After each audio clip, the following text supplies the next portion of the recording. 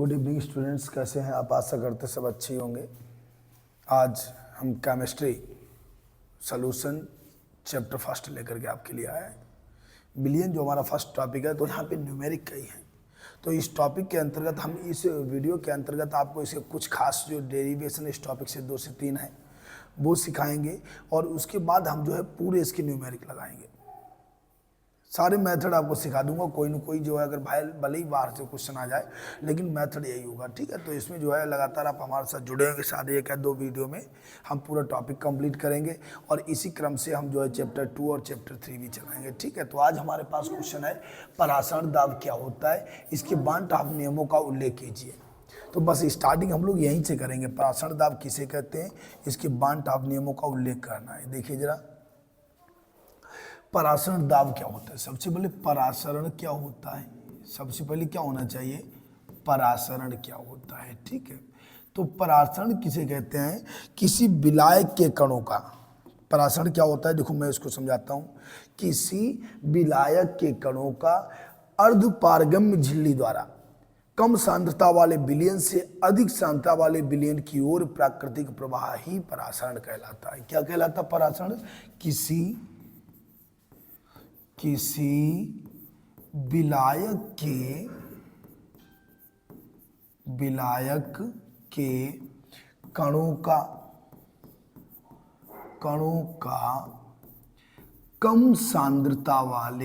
कम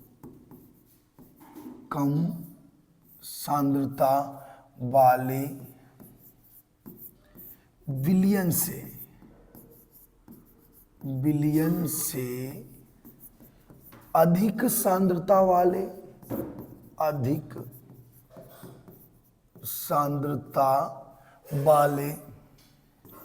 अधिक सांद्रता वाले विलयन की ओर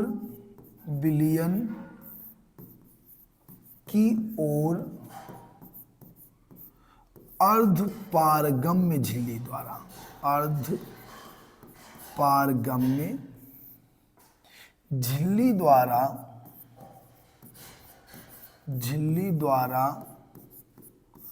प्राकृतिक प्रवाह परासरण कहलाता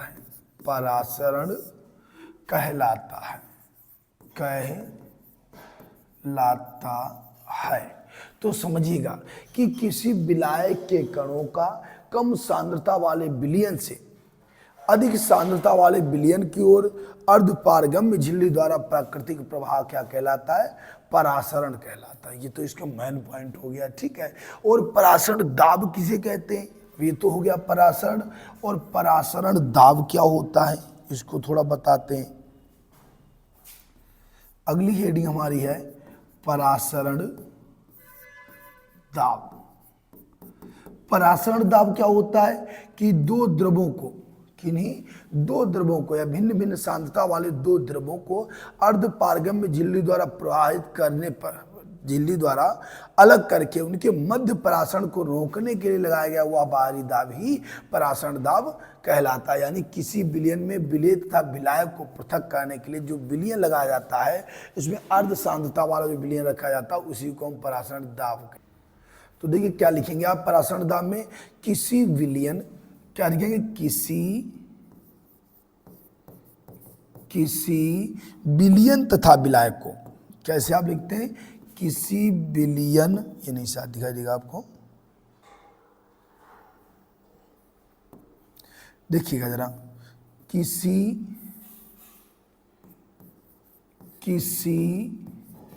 विलयन तथा विलायक को अर्धपारगम्य झिल्ली द्वारा पृथक करके उसके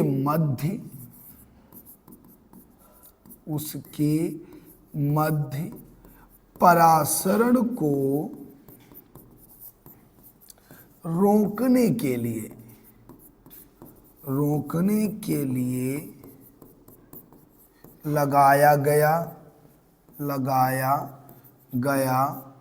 बाहरी दाब ही परासरण दाब कहलाता है। परासरण दाब कहलाता है। कैसे भी लिखेंगे आप? किसी विलयन तथा विलायक को अर्ध पारगम्य झिल्ली द्वारा पृथक करके उसके मध्य परासरण को रोकने के लिए लगाया गया वह बाहरी दाब ही परासरण दाब कहलाता है। जैसे आप एग्जाम्पल के तौर पे अगर आप बात करें तो आप 2 विलयन बनाइएगा। एक 2 बीकर आपने लीजिए, एक ये हो गया, इसमें हल्का, इसमें शरबत भरा है। ये क्या भरा है? शरबत भरा है। एक और हमने बीकर ले लिया और इसमें जो था इसमें भरा हुआ चाशनी मेरे पास। हमने इसको, ये ज़्यादा गाढ़ा होगा, चाशनी है, इसको अर्ध पारगम्य झिल्ली द्वारा अगर इसको अलग करेंगे आप अर्ध पारगम्य झिल्ली द्वारा, तो विलायक के कण कहाँ होंगे? ये होगा शरबत, ये हो गई चाशनी। तो बताइए अधिक सांद्रता कहाँ होगी? यहां होगी अधिक सांद्रता, गाढ़ापन, और ये होगा कम सांद्रता। तो बताइए कि इसमें जल के कण कहां से कहां जाएंगे? कम से अधिक की ओर। अधिक सांद्रता यानी कहने का मतलब क्या होगा कि वह, यही मैंने बताया, किसी विलायक के कणों का कम सांद्रता वाले विलयन से अधिक सांद्रता वाले विलयन की ओर अर्ध पारगम्य झिल्ली द्वारा प्राकृतिक प्रवाही परासरण कहलाता है। ये यहाँ पे कौन लगा हुआ है? ये लगी है अर्ध पारगम्य झिल्ली। ये है, इसको बोल दो आप अर्ध या चर्मपत्र, एक ही बात है, चर्मपत्र झिल्ली, चर्मपत्र झिल्ली है। ठीक है, तो देखो कैसे आप लिखना, परिभाषा की चित्र के माध्यम से आप समझ लीजिए, ज़्यादा इजी बन जाएगा। कैसे समझिएगा? किसी विलायक के कणों का कम सांद्रता वाले विलयन से अधिक सांद्रता वाले विलयन की ओर अर्ध पारगम्य झिल्ली द्वारा प्राकृतिक प्रवाही परासरण कहलाता है। और किसी विलयन और विलायक को अर्ध पारगम्य झिल्ली द्वारा पृथक करके उनके मध्य परासरण को रोकने के लिए लगाया गया बाहरी दाब ही परासरण दाब कहलाता। दोनों की परिभाषा लोगों में सेम हो जाएगी, ज़्यादा अंतर नहीं हो, बस यही परिभाषाएं आप लिखिएगा। सबसे सरल परिभाषा हम आपके लिए बनाए हुए हैं। ठीक है, अगला देखो, आगे बढ़ते हम, नोट डाउन कर लीजिएगा इसको, फिर हमें थोड़ा और भी इसमें अगला इसका जो है सूत्र का नियम की स्थापना करेंगे। स्क्रीनशॉट ले लो, तो वीडियो को रोक करके आप देख लिया करो। ठीक है, तो देखो उसके आगे हम बात करेंगे,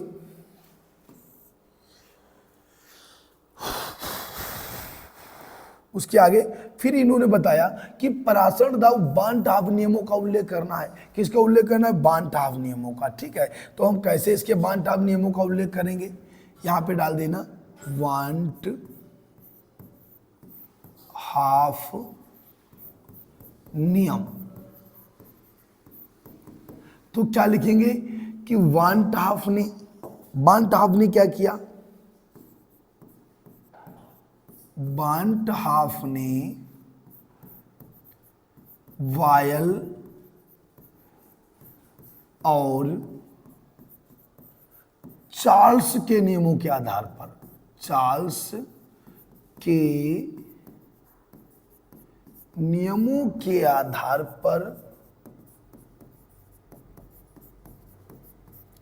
परासरण दाब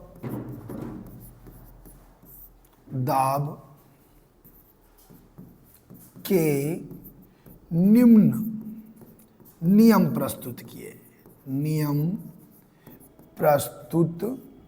किए। तो इन्होंने क्या किया कि चार्ल्स और क्या किया, बायल और चार्ल्स के नियमों के आधार पर परासरण दाब के निम्न नियम प्रस्तुत किए। ठीक है, इनका पहला पॉइंट था, परासरण दाब को पहला पॉइंट था, नंबर 1 था मेरे पास बायल वांट हाफ नियम, बायल वांट हाफ नियम। तो वायल वांट हाफ नियम में इन्होंने क्या बोला था? इन्होंने बताया था, बायल ने क्या बताया था कि इस नियमानुसार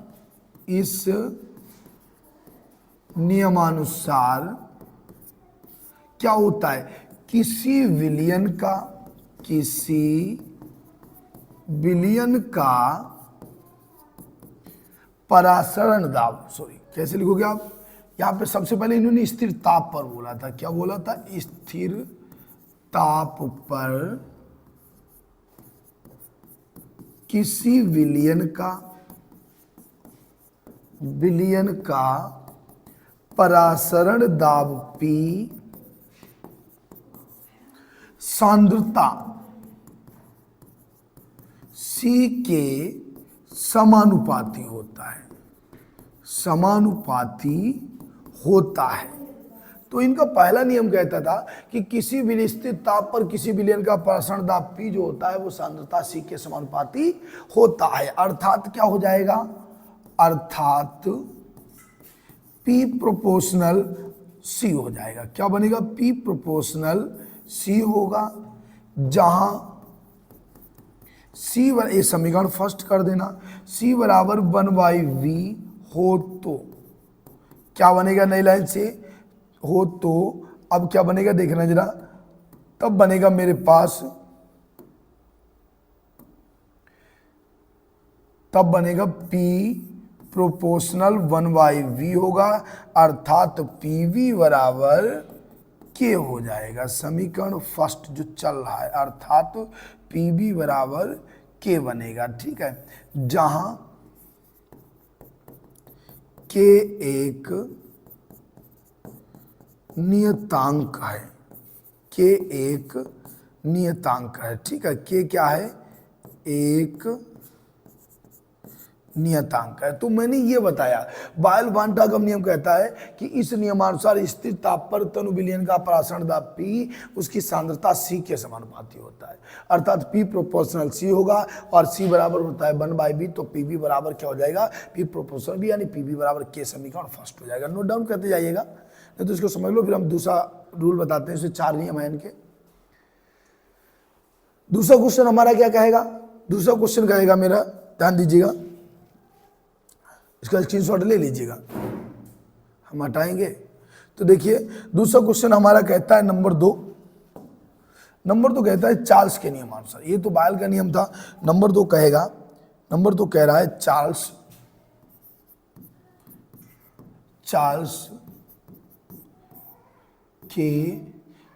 वान-हाफ नियम, चार्ल्स वान-हाफ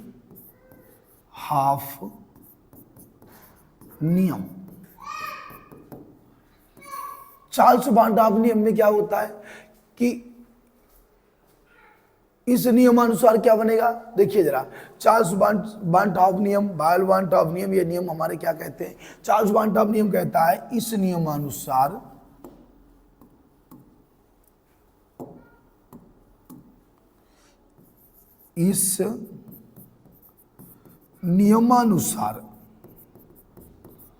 क्या होता है?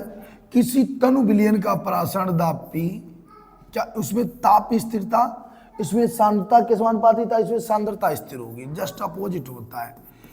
स्थिर सांद्रता पर किसी तनु विलयन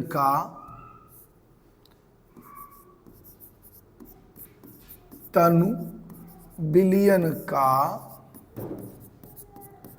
परासरण दाब P उसके परमताप T के समानुपाती होता है, समानुपाती होता है। यानी तनु विलयन का परासरण, यानी स्थिर सांद्रता पर तनु विलयन का परासरण दाब P उसके परमताप T के समानुपाती होता है। अर्थात क्या बनेगा? अर्थात P प्रोपोर्शनल 1/T हो जाए, P प्रोपोर्शनल T हो जाएगा। या समीकरण ये P, ये वाला समीकरण सेकेंड कर देना, या क्या बनेगा मेरे पास? P बराबर KT, जहां K एक अनुक्रमानुपाती नियतांक है, नियतांक है। तो सबसे पहले वायल का नियम कहता था कि किसी तनु विलयन का, यानी यहाँ पे T है, तो टी का उसमें स्थिर रहेगा। स्थिर ताप पर तनु विलयन का परसेंट दाब पी, उसकी सांद्रता सी के समानुपाती होता है। पी प्रोपोर्शनल सी यानी सी बराबर 1/b होता है, तो पी प्रोपोर्शनल 1/b अर्थात पी बी बराबर के हो गया था। फिर चार्ल्स का नियम यह कहता है स्थिर, जब वहाँ सांद्रता थी तो यहाँ पे स्थिर सांद्रता पर तनु विलयन का परसेंट दाब पी, उसके परम ताप टी के समानुपाती होता है। अर्थात क्या बन जाएगा मेरे पास, पी प्रोपोर्शनल टी यानी पी बराबर के टी हो गया, के स्थिरांक हो गया। ठीक है, इसको रूल स्क्रीनशॉट ले लो या कॉपी पे नोट डाउन करते जाइएगा। नोट डाउन करके बैठा करो हमारे साथ, जब भी आप पढ़ें तो कॉपी कलम लेकर के बैठा करो। ठीक है, नेक्स्ट नंबर 3 कहता है मेरे पास, थर्ड नंबर हमारा क्या कहता है, थर्ड नंबर होता है नंबर 3 आवोगाद्रो वांट हाफ नियम। आवोगाद्रो वांट हाफ नियम क्या कहता है, ये कहता है कि समान ताप और समान दाब पर किसी तनु विलयन के समान आयतन में विलय अणुओं की संख्या भी समान होती है, सब बराबर होता है। इसमें कैसे लिखेंगे हम, इस नियमानुसार, देखिए जरा बहुत सरल रूल आपको समझा रहे हैं, ध्यान से समझ के चलिएगा। ठीक है, इस नियमानुसार समान ताप और समान दाब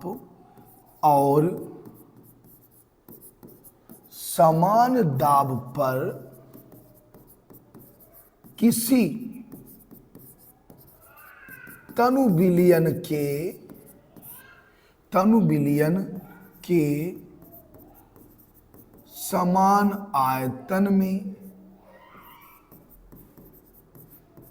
आयतन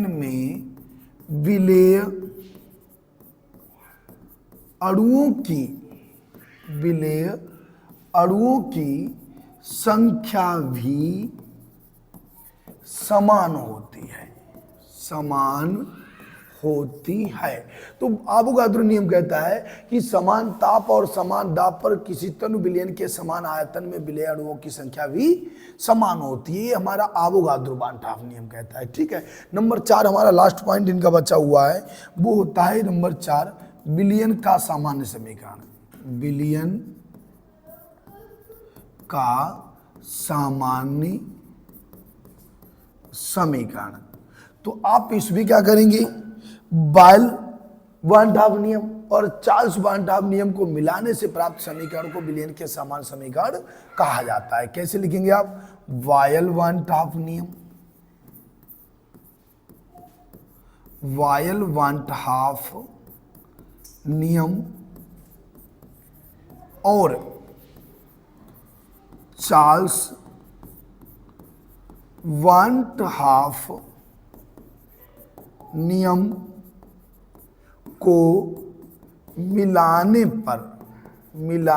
पर प्राप्त समीकरण विलयन का सामान्य समीकरण कहलाता है।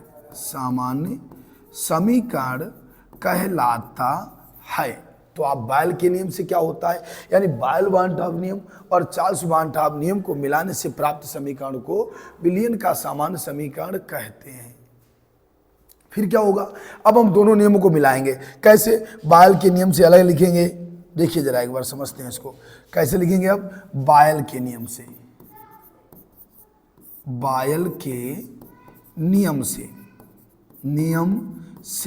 क्या बनेगा, P प्रोपोर्शनल C होता है। चार्ल्स के नियम से,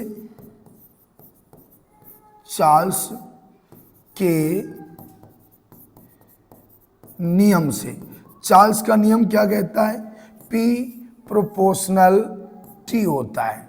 ठीक है, यहां पे लिख देना नई लाइन से, दोनों नियमों को मिलाने पर, दोनों नियमों को मिलाने पर जब दोनों नियम मिलाओगे तो P प्रोपोर्शनल CT बन जाएगा। ठीक है, प्रोपोर्शनल हटाओ, P बराबर CST हो जाएगा। जहां क्या नई लाइन से लिखना है, जहां यस एक स्थिरांक है स्थिरांक है जिसका मान 0.0821 लीटर वायुमंडल प्रति डिग्री प्रति मोल होता है। तो यस क्या है, एक स्थिरांक है जिसका मान 0.082 लीटर वायुमंडल प्रति डिग्री प्रति मोल होता है। तो ये हमारा इसका समीकरण, अगर आप यहाँ तक भी नोट करते हैं तो आपको पूरे नियम मिलेंगे, वन थाम नियम से। अभी 2 पॉइंट और हैं, उसको भी नोट कराएंगे। तो सबसे पहले क्या लिखोगे आप, विलयन के समान समीकरण। पहले आवोगाद्रो नियम क्या कहता है कि समान ताप और समान दाब पर किसी तनु विलयन के समान आयतन में विलय अणुओं की संख्या भी समान होती है, ठीक है। फिर हमारा आवोगाद्रो समान समीकरण क्या कहता है, बायल-बार्नटैब नियम, चार्ल्स-बार्नटैब नियम को मिलाने से प्राप्त समीकरण को ही विलयन की समान समीकरण कहते हैं। तो P प्रोपोर्शनल C बायल के नियम से हो गया, P प्रोपोर्शनल T चार्ल्स के नियम से हो गया, दोनों को मिलाओ तो P प्रोपोर्शनल CT हो गया, और प्रोपोर्शनल डाउ यस लगा दो, P बराबर CST, जहाँ यस सार्वत्रिक नियतांक होता है जिसका मान 0.0821 लीटर वायुमंडल प्रति डिग्री प्रति मोल होता है। इसका स्क्रीनशॉट ले लीजिए, फिर मैं एक बार समझा दूं, फिर आगे बढ़ता हूं।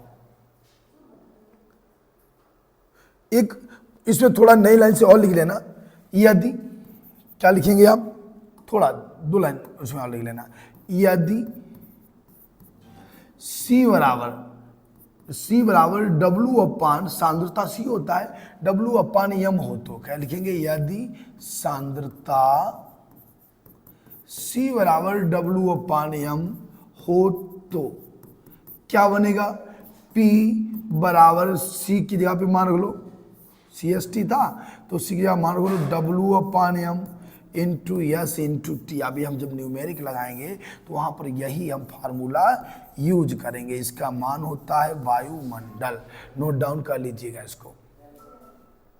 अब देखो हम समझाते हैं, थोड़ा कोशिश कर रहे हैं आपको पूरा एक बार में हल्का सा रिव्यू करा दें और फिर आगे बढ़ते हैं, ठीक है। तो मैंने बताया कि परासरण क्या होता है, किसी विलयन को क्या देखते हो सकता है, इसका कोई, इसको स्क्रीनशॉट ले लो।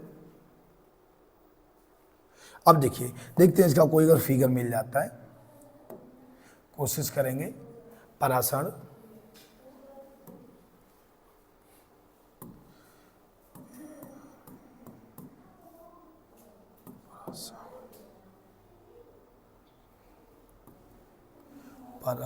चलो यहीं से देख लेंगे, आ जाएगा फिगर। परासरण क्या आ रहा है भाई, नहीं आएगा। परासरण दाब डालते हैं, दाब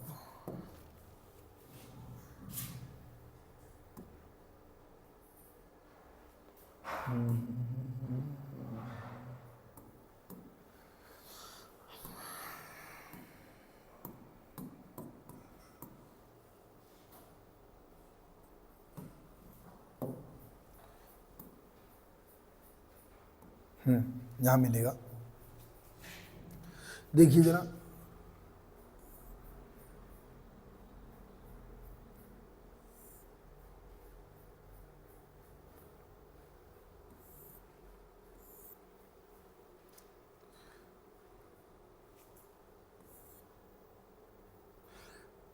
परासरण दाब,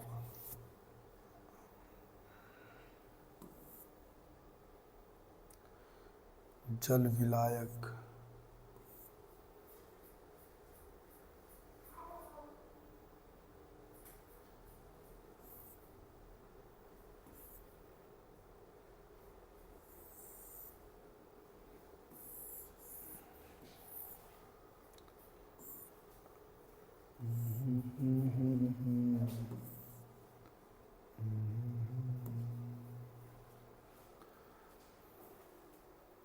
देखो। अच्छा ये, हाँ यहाँ मिल गया, ठीक है।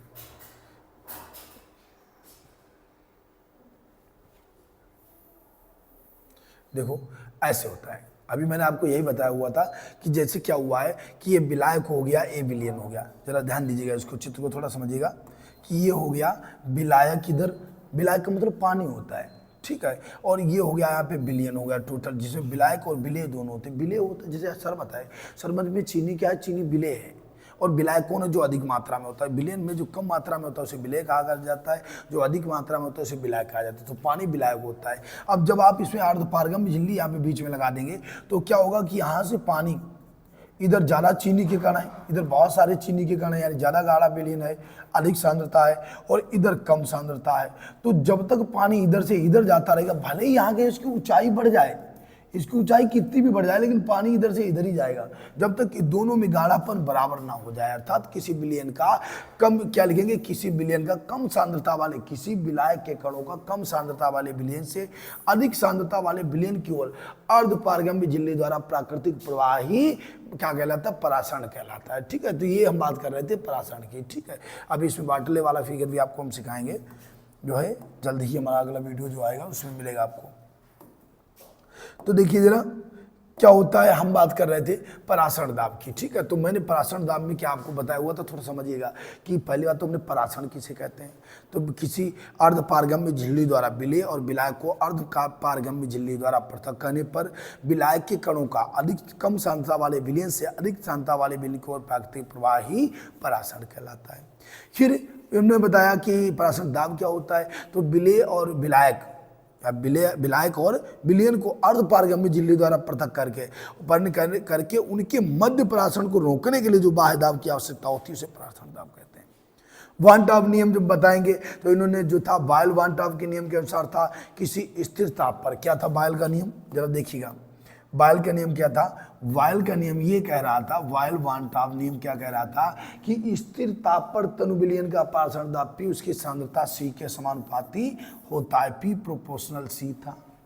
यदि C बराबर हमने क्या माना था, C बराबर 1/V में मान लिया हो तो क्या बन जाएगा, P प्रोपोर्शनल 1/V। यहाँ पर इसको इस टाइप से बोलते हैं, ये समीकरण फर्स्ट हो गया, या इसको इधर जाने दो तो PV बराबर K हो गया। ठीक है, दूसरा पॉइंट मेरे पास था चार्ल्स के नियम से। तो चार्ल्स का नियम क्या कहता था कि वो स्थिर ताप था, यहाँ स्थिर सांद्रता होगी, स्थिर सांद्रता पर यहाँ पर स्थिर ताप रहता है, स्थिर ताप इनका ताप था। ये तो इन्होंने कहा नहीं, स्थिर सांद्रता, जस्ट अपोजिट बात की दोनों लोगों ने।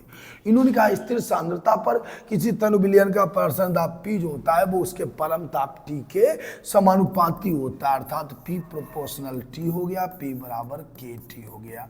समीकरण इनका सेकेंड बन गया। फिर इन्होंने क्या किया, तब वान टॉप ने क्या किया, विलयन की अवोगाद्रो संख्या पर भी ध्यान दिया।